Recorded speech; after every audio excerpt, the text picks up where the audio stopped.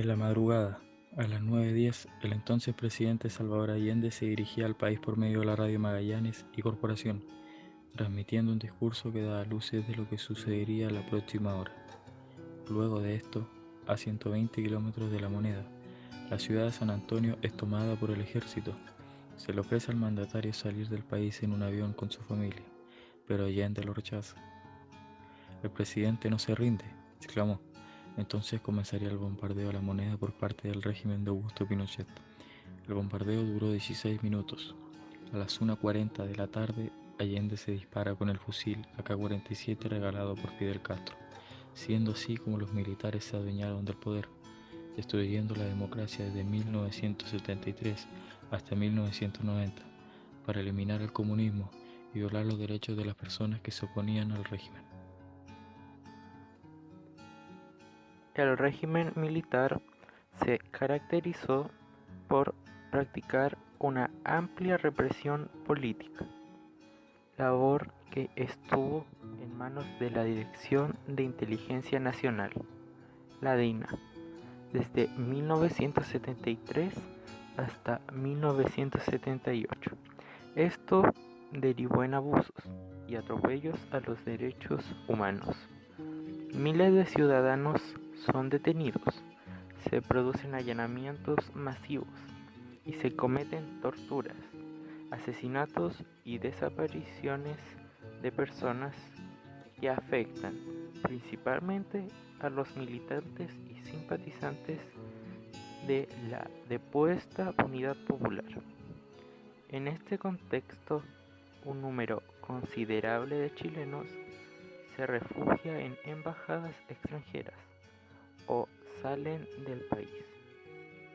Luego de un largo proceso de elaboración, se implementa una de las mayores obras del régimen militar, la Constitución Política de 1980, dando inicio a la institucionalización del régimen. En ella se establece un régimen autoritario, con una presidencia de 8 años, un congreso de poderes limitados y con un tercio de senadores designados y una serie de mecanismos institucionales que garantizaban la influencia militar en los futuros gobiernos.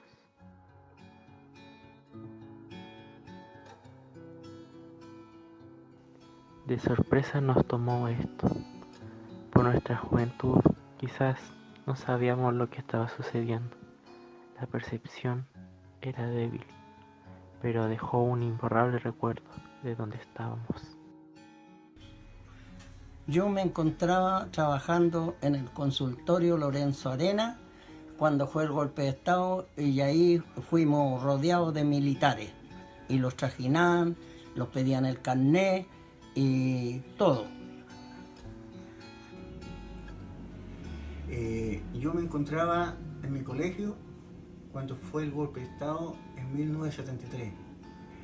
Estaba estudiando. Bueno, yo me encontraba en la calle porque en ese día mi mamá nos había mandado a comprar el pan con mi hermana. Y fuimos a comprar el pan y en eso sentimos que pasaban muchos aviones para allá, para acá, helicópteros y todas esas cosas. Y vimos que una vecina corría de un lugar a otro y decía, ahora sí que vamos a estar bien, ahora sí que vamos a estar bien porque hay un cambio. Sí, yo estaba en mi casa durmiendo y desperté a las 9 de la mañana y escuché la radio Bio Bio donde decía que se rindiera el presidente Allende. Al parecer, las cosas no estaban. El desabastecimiento era pan de cada día, y ni siquiera pan, porque al parecer eso también era lo que faltaba. Bueno, a nosotros nos cambió la dictadura en realidad porque todo fue un cambio negativo en realidad, porque resulta que había plata pero no había que comprar, teníamos que hacer fila para ir a comprar ya sea el arroz, un detergente o harina, varias cosas de esas. Así que todo eso a nosotros nos provocó un cambio total en nuestras vidas como niñas y a los papás también. Pero las cosas las empezaron a esconder los grandes empresarios, la gente adinerada. Teníamos que hacer fila para comprar los alimentos. Escaseaban. No porque no pudiéramos comprar, sino había dinero, pero las cosas las fondeaban, las escondían. Hacíamos filas, amanecíamos haciendo filas para poder comprar. Esos recuerdos no se olvidan. Bueno, la economía, se sabe que las cosas no llegaban, los camiones no trabajaban para transportar cosas, entonces la gente anda comprando de a poco. De a poco compramos las cosas, todas las personas. No podíamos comprar por alto como ahora. Perdimos todo lo que estábamos formando con mi familia en Chillán, por lo que nos vimos obligados a devolvernos a Concepción. Nos cambió la vida, mucho más forzada, ya que mi marido tuvo que trabajar de ambulante para poder subsistir. Lo que sucedía afuera no debía incumbirnos, eso era lo que nos decían. Pero, ¿qué pasaría si la curiosidad nos afectaba? Pues la ignorancia y la ceguera tenía que ser nuestro único lema, o si no, la represión vendría en forma de muerte. Dime, el ambiente en las calles era malo. En las mañanas, carabineros y militares hacían parar los buses, hacían bajar la gente, detenían gente de mala forma, daba miedo todo, enmascarados, te trataban mal. Era terrible en ese momento. Las calles se veían llenas de militares y carabineros. No se podía caminar porque donde uno se subía a un micro, los trajinaban todo el tiempo. Entonces la gente andaba atemorizada. Me vino mucho miedo porque se sentían bombas, se sentía terror, y gritaban. Y fue horrible saber de que habían derrocado al gobierno. En realidad miedo, mucho miedo en ese momento, porque no sabíamos qué pasaban, porque nosotros éramos niñas con mi hermana en realidad. Fue impactante ver cada cosa que vimos pasar, muchos milicos para allá, para acá.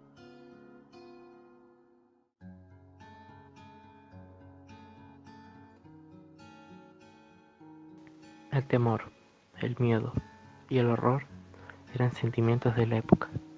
La incertidumbre prevalecía, pero la violencia y la muerte eran las causas. Por pensar distinto al régimen, por decir algo en contra, o por reunirte con gente, razones suficientes para sufrir y desaparecer. ¿De dónde sale tanta maldad? El humano siempre fue así. Al parecer, nunca nos conocimos bien.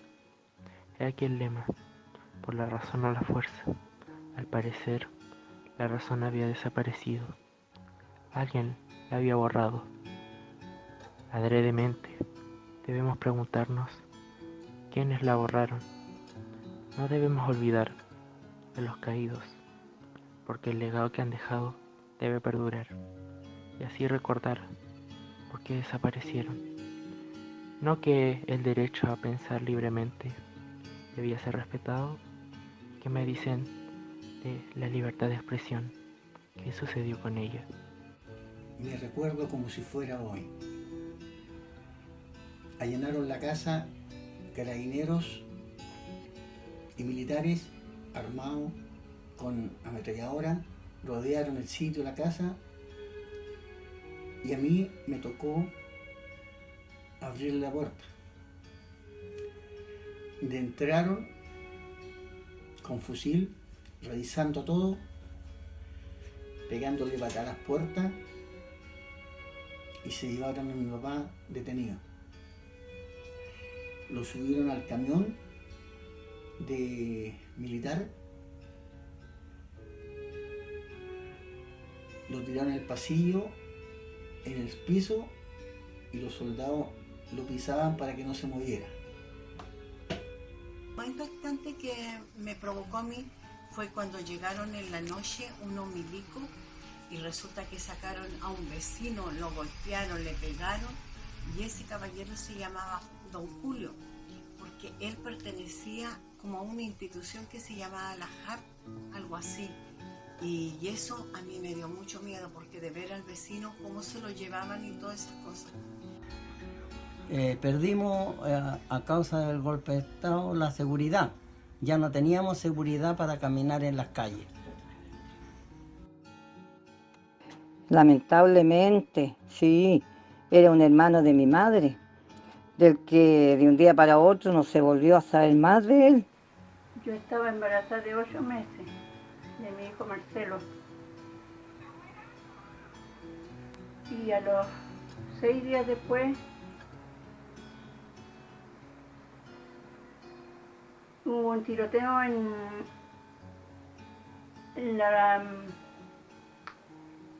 el diario El Sur. Ahí habían francotiradores y dijeron que no saliera nadie a la calle. Pero mi esposo andaba buscando parafina con mi hija de 5 años. Y a mí me vinieron tantos dolores que tuvieron que llevarme los mismos militares al hospital. Y había allanamiento. Y en ese allanamiento habíamos varias personas para dar a luz. Y fue tan horrible porque me iban a hacer cesárea de sangre fría. Yo ya no tenía pulso. Y fue tanta mi desesperación cuando el doctor me dice hay que salvar la guagua. Y yo le dije, yo tengo 2 niñitas más, le dice doctor. Y hice las fuerzas más grandes para poder tener a mi guagua porque me pasaron yodo en la guata para pasarme y rajarme ahí. Pero yo iba a morir. Y hice tanta fuerza y le pedí a Dios que me ayudara para que naciera mi guagua. Y de ahí perdí el conocimiento. Cuando me estaban cosiendo la sangre fría, porque se me había desgarrado todo donde había pujado tanto. Y fue terrible esa experiencia. Cuando el doctor me dice, me felicita cuando yo le digo que había sido mi guagua. Y dijo que era un hombre y justo era lo que necesitaba, era un niñito. O sea, quería yo porque tenía 2 niñitas ya. Pero él era tan pequeño que apenas tenía uñas y era peladito. Súper pelado, no tenía nada de pelito ni ceja, nada. Fue horroroso. Luego de haber investigado y entrevistado a diferentes personas acerca de cómo vivieron la dictadura en Chile, como grupo llegamos a la conclusión de que realmente Augusto Pinochet fue un dictador cruel que durante su mandato se cometieron grandes cantidades de crímenes bajo sus órdenes directas que violaban los derechos humanos. En general fue un periodo en el que no se toleraba pertenecer a un partido político diferente y, de ser así, las personas eran castigadas y torturadas de distintas maneras. Basándonos en los testimonios, también podemos concluir que hoy en día, a más de 45 años del golpe de Estado, la dictadura sigue siendo uno de los temas más controversiales del país, ya que por más que se hayan demostrado los crímenes y la humanidad en el actuar de Pinochet, sigue contando con gente que defiende su postura. Sin embargo, cada vez son más las personas que se concientizan y están en contra del dictador.